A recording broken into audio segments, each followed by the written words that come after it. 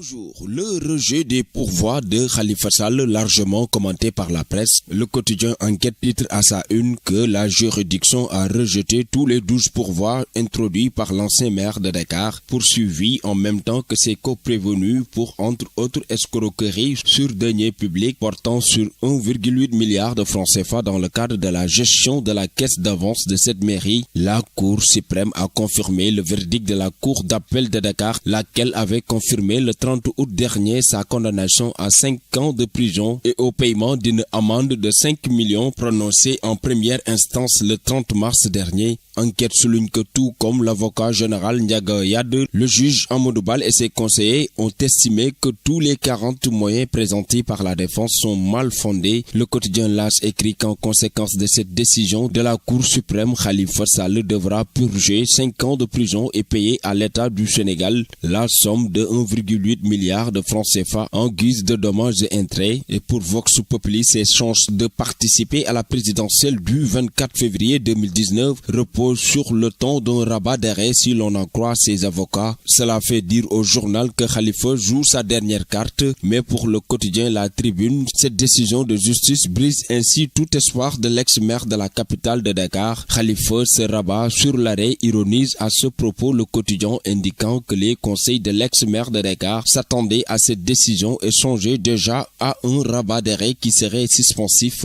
L'Observateur tente d'expliquer sur quoi les juges de la Cour suprême se sont fondés pour le maintenir en prison. Le journal ajoute qu'il est presque disqualifié de la présidentielle. Au sujet des parrainages pour la présidentielle, l'Observateur signale qu'Idrissa Seck et Madi Kenya ont régularisé leur doublon tandis que Malick Gakou est attendu aujourd'hui vendredi. Walfadjri quotidien informe que les recalés ont décidé d'internationaliser le combat en sollicitant une médiation électorale auprès du président en exercice de la CEDEAO et auprès des superpuissances du Conseil de sécurité de l'Organisation des Nations Unies. Sport pour terminer, les journaux sont également revenus sur le choc d'hier en Angleterre avec Man City qui a infligé au leader Liverpool sa première défaite de la saison en championnat jeudi 2-1, relançant totalement le suspense en Angleterre lors de la 21e journée. À vos kiosques et bonne lecture.